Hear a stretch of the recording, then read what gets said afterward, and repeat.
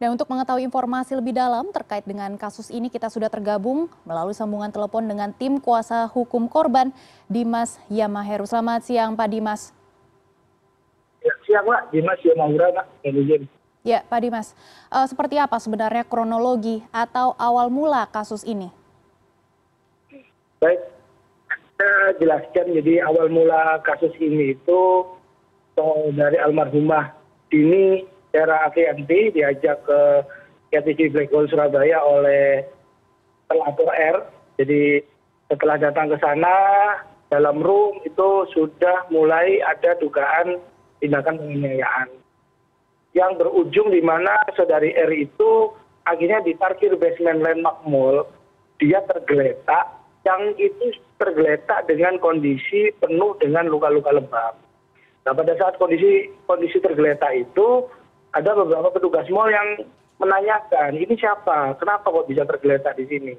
Dan itu ada rekaman video yang beredar, memang diduga terlapor ini merekam korban yang sedang tergeletak itu. Kemudian dari pihak mal meminta kepada terlapor untuk segera membawa korban ini ke tempat untuk berobat atau mungkin dibawa keluar dari mal. Ironisnya korban ini pada saat akan dibawa itu sebelumnya dia ada dugaan dari terlapor ini akan meninggalkan korban sampai dengan korban ini tergencet ban di salah satu bagian tubuhnya.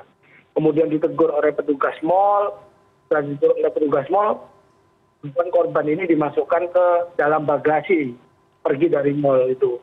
Setelah keluar dari Landmark Mall Surabaya itu korban dibawa ke apartemen Orchard.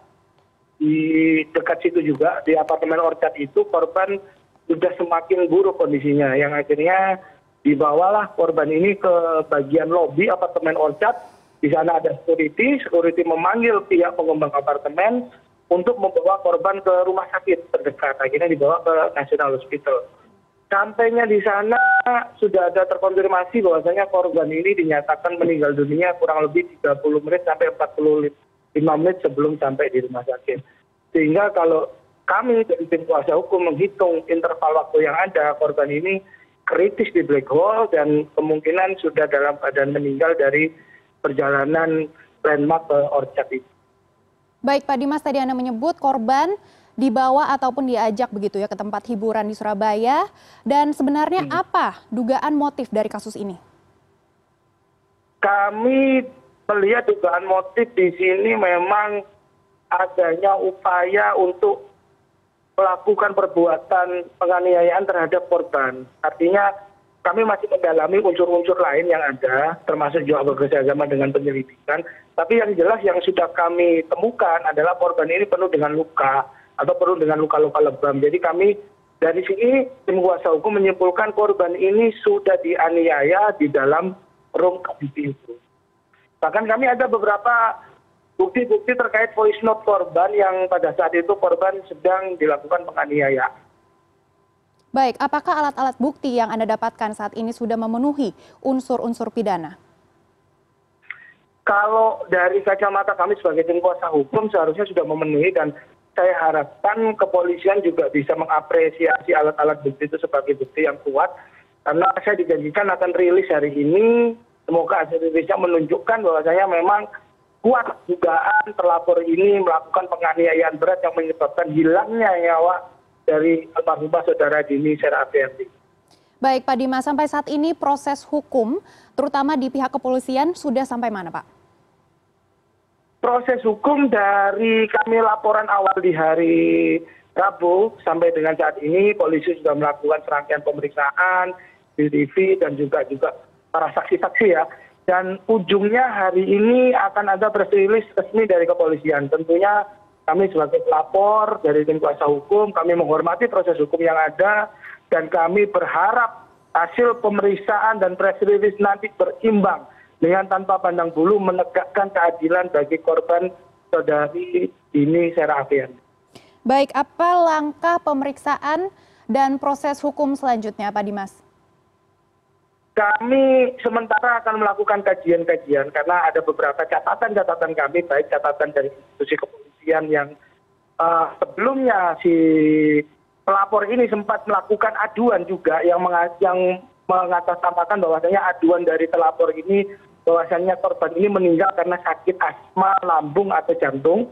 Itu ditangani oleh Polsek Lakasantri, dan Polsek Lakasantri saat itu sempat memberikan statementnya di media yang itu juga menurut kami merugikan kepentingan kami sebagai korban atau kuasa hukum korban.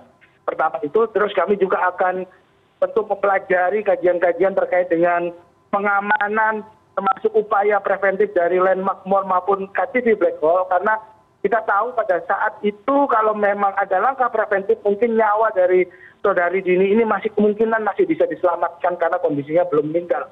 Dan yang ketiga, kami juga akan melakukan langkah-langkah hukum lebih lanjut mengawal proses terhadap laporan kami terhadap saudara R, karena tentunya harus kita ketahui bahwasanya ini meninggal tidak atau bukan tanpa sebab atau kuat dugaan dia dianiaya secara berat oleh saudara R. Baik Pak Dimas, jika dugaan unsur pidana ini terbukti, sanksi apa saja yang akan dijatuhkan kepada pelaku? Tentunya sesuai dengan KUHP sudah ditentukan bahwasanya sampai dengan meninggal dunia adalah ada ancaman hukumannya, yang itu pasti kami harap ancaman hukuman maksimal itu bisa ditegakkan oleh seluruh penegak hukum yang ada di Republik ini tanpa melihat pandang bulu, latar belakang ataupun apapun yang menyertai dari pihak pelapor. Baik Pak Dimas, terakhir, apa saja kendala di lapangan yang Anda hadapi saat ini mengingat dugaan pelaku adalah anak DPR RI? Saya masih melihat kendala di sini, pertama mungkin hanya kendala teknis, Pak. Tapi saya masih meyakini kredibilitas kepolisian di Indonesia sampai sejauh ini, terutama Polrestabes Surabaya melalui unit Reskrim dan Jatan Rasnya akan bertindak presisi, tegak lurus terhadap kasus ini. Tapi kendala di lapangan justru kami melihat dari landmark mall-nya, landmark mall dan black hole-nya, di mana di sana seperti kamera CCTV, terus saksi-saksi yang ada di sana itu yang kurang komprehensif mendukung proses jalannya penyelidikan maupun penyidikan, sehingga ini yang akan kami lakukan kajian-kajian, karena kemarin beberapa CCTV itu ada yang tidak berfungsi dengan baik info dari penyidik. Baik, kendalanya masih di alat bukti dan kami akan terus memantau perkembangan kasus ini. Terima kasih Pak Dimas sudah bergabung bersama kami di CNN Indonesian News Hour.